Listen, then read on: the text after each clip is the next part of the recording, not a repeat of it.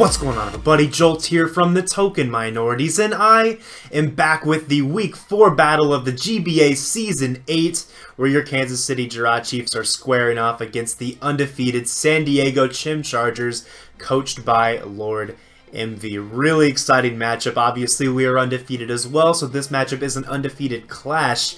And the winner of this match will have sole possession of the #1 ranking in our conference, which is one step above just being #1 in both of our respective divisions. So easily a really hyped match. I'm really excited for it too. As you saw in the team builder, I hope spent a lot of time on the team for this match. If you haven't already seen the team builder, make sure to go check that out. It's going to be linked down in the first line of the description below. You can see all the details and the thought process behind the team that I am bringing here for this week in that video. And I think I went into a little more depth than usual in that video as well, so you can see a lot of my thought process for this battle there, if that is something you are interested in. Now, before I talk about Emvee's team a little bit here in the league matchups, once again want to point out that in the description below there is going to be a couple links to some merchandise you can purchase for the to rep the KC Jirachiefs if you want to. There's going to be a GBA store where you can see merchandise for, or specifically t-shirts for the KC Jirachiefs, as well as for other teams across the league if you're interested in that. There's also a link in the description below to the TTM specific Redbubble store where you can see Kansas City Jirachiefs merchandise that's not just restricted to t-shirts, as well as a variety of other designs as well. So make sure to go check that out if that's something you are interested in. Also make sure to check out my opponent's channel, going to be linked down below as well. Really high quality content creator and a heck of a battler and prepper in the format as well. So I'm sure almost all of you are quite familiar with Emvee already at this point, but just in case, never know, make sure to go check him out as well.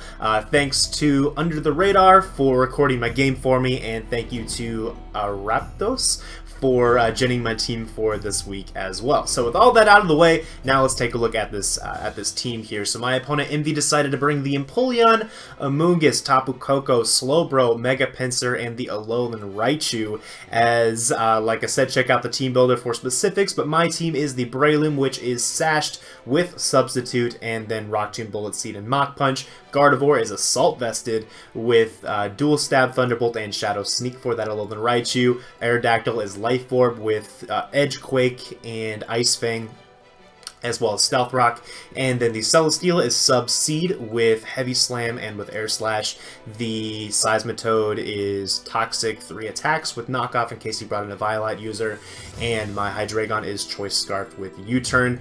Generally, the concept of the team was to be able to scout him out in the early game with Subseed Celesteela, and then once I find the holes in what his team is, approach it from there with some of the other breakers on my team, like the Aerodactyl, like the Breloom, like the Gardevoir. But in this case, he did bring the Amoonguss, and one key assumption that I made in my team is that he's not bringing Amoonguss. I don't think he's going to bring Amoonguss. I think it's very unlikely that he brings Amoonguss, and in that case, Breloom has a phenomenal matchup against him. But because he brought Amoonguss here, it means that my early game has to be very aggressive. I need to aggressively play around the obvious Amoonguss switch-ins to my Breloom in order to put myself in a position where I feel comfortable breaking through his team. But looking at this team preview, Gardevoir looks absolutely incredible. It was built to take on the Regenerator Core and to take on the Alolan Raichu under the terrain, and it's going to be able to do all three of those, I think, in this matchup if I play it properly. The Empoleon is looking like his only potential Stealth Rocker. I highly doubt we're going to see Stealth Rock on the Mega Pinsir this week, so Empoleon is likely both the Stealth Rocker and the Defogger. I do not think Tapu Koko can afford to run Defog this week. I'm almost confident it's going to be on the Empoleon. I'm expecting a Shukaberry on that as well, so that'll also come into play in this match. But in terms of the lead matchups here, I am going to lead off with my Breloom. I thought I was going to do that no matter what, even if he brought the Amoonguss. I know he's not going to lead with this, so I think that I can lead off with Breloom here and maybe catch whatever his most likely lead is. I think his most likely lead is going to be the Empoleon, so that's what I'm assuming is going to happen, and so we're going to go ahead and jump on into this. So good luck to my opponent Emvee, and let's see what happens here, as I am going to lead off with Kitmao, my Breloom, as my opponent Emvee is going to decide to lead off with Impressive, the Empoleon. Now, on turn 1, my play is expecting him to go into Amoonguss. I am going to immediately double into Celesteela, because what that does is that allows me to immediately get a substitute against the Amoonguss and proceed to scout out his team from turn 2, which I think is really important. I mentioned it in the team builder as something that I really want to do against someone who is as creative as Emvee. I need to be able to scout him out early to understand what his plan is throughout the game, as I know nothing about that Amoonguss, I know nothing about this Slowbro. I need to see what they can do to me. So I'm going to go for the sub, and I'm going to get some leftovers recovery, which is nice. Now I will say, these few turns are going to look a little bit stally because I am scouting him out. Like I said, I want to scout out his sets, I want to scout out his investment, I want to see what he can do to deal with this Celesteela, and in turn it'll help me see a bunch of his offensive moves on these Pokemon, as well as if they have recovery, see what their investment is, and etc. So going to get the Leech Seed off on the Slowbro as he fires off his Scald. It does not break my sub, which tells me it is not offensively invested, or if it is offensively invested, it is not offensively invested enough to be able to break the sub of my very fat Celesteela. Now here I'm just going to fire off an Air Slash, expecting him to probably stay in and try to break my sub with another Skull as he decides to go into his Amoonguss. So that works out pretty well, and I'm going to see from this damage that this is almost certainly an Assault Vest Amoonguss, so I will keep that in mind. It makes sense for him to bring Assault Vest Amoonguss. My guess is it's probably like a physically defensive Assault Vest Amoonguss to both deal with Breloom and to also deal with stuff like Specs Hydreigon and maybe even Choice Locked Gardevoir. So makes sense on his end, I think, as he's going to go back into his Slowbro as I fire off a second Air Slash. And as you'll see from this damage, that did nothing as well, and that's definitely Assault Vest. So I'm thinking what we're dealing with here is a double Assault Vest core between the Slowbro and the Amoonguss, but the fact remains that those two Pokemon alone are not going to be able to beat my Celesteela 1v1. He has to start going into his offense to be able to break through this, otherwise it's just going to be basically a massive stall war that's I happen to believe that I'm pretty content with, quite honestly, because it's letting me see all of his options, and eventually I'm going to be able to pull the trigger and go into some of my own offensive threats to deal with these as the case arises. As here he's going to go hard into his Tapu Koko, setting up the Electric Surge, which helps up my Gardevoir immediately as I am packing Thunderbolt. That'll help me hit the Slowbro harder later on as I'm going to fire off his substitute. So here he has to basically show me, does he have Volt Switch, or does he have Thunderbolt, or maybe even both? We're going to see the Volt Switch, so that means that he either does not have coverage for my, that means that he might not have coverage for Venusaur, might not have coverage for Seismitoad, or might not have coverage for the Hydreigon. I really need to keep a close eye on this moveset because Koko is heavily pressured in terms of which 4 moves it can bring in this game because he has Volt Switch. That might even replace Thunderbolt, and if that's the case, he might still have coverage for Breloom, he might still have coverage for Hydreigon, he might still have the potential Brave Bird for the potential Mega Venusaur, but at this point we'll just have to see what happens. As here he's going to go into his Amoonguss to try to bait me to go for another substitute as he goes back into his Tapu Koko. So I see what he's trying to go for. He's trying to get me into this cycle that's really predictable for him, but in reality what this is doing is this is allowing me to scout out very valuable information about his set at the cost of just a few HP and PP points on my Celesteela. I now know the Tapu Koko has Volt Switch, which is pretty vital information to have later in the game. I know that the Amoonguss is Assault Vested. I know that the Slowbro is Assault Vested. This is really, really important information for my Gardevoir, especially later in the game. As here I'm going to fire off just an Air Slash, just in case he wants to go into the Amoonguss. I know that I'm pretty free to be able to sub down on either of his switch-ins at any point, however I choose. But here is where I make my move, as here I think he's going to go back into his Tapu Koko, or even if he stays in and goes for a Scald, that's fine. Either way, Seismitoad is really free here because I'm at full health, and this is a chance to get off big damage against something, or maybe get a knockoff off against his Assault Vest users, which would make my Gardevoir's job better, or a lot easier a bit later in the game, as here he reveals to also have the U-turn on the Tapu Koko, so now I know that this thing definitely does not have coverage for one of Mega Venusaur, Seismitoad, or the Hydreigon, so that's something to keep in mind. Again, despite the fact that I don't have the Mega Venusaur on this team, but I am just going to fire off the Earthquake because it was pretty free, just in case he wanted to just go for the kind of reckless Grass Knot. I'm actually able to catch the Empoleon on the switch-in, and because I do have a Rendo Berry on this, I am willing to risk him going for a Grass Knot here in exchange for him not being able to get up his Stealth Rocks in this game. As he does take the bait, he decides to go for the Grass Knot against my Seismitoad, and I am able to knock him out before he can get rocks up on the field. So there we go. We finally have some proof of the Empoleon not being an optimal defogger in the format. You're welcome, Abe. Now, he is going to go into Kingpin the Mega Pinsir, as this will be able to force me out. I expect him to go for the Return. I felt like Return was a pretty likely play, so I didn't want... I thought it was also possible that he'd just go for like a close combat or a knockoff or something. Overall, actually SD was also a very possible play, so regardless, I think my best play in this case was to go into the Aerodactyl, especially because the Celesteela was a little bit chipped at this point, and if he went for a Swords Dance followed up by a Close Combat. I believe he might have actually had a chance to knock me out if he was adamant. So going into Aerodactyl was my play. Now expecting him to preserve his Mega Pinsir.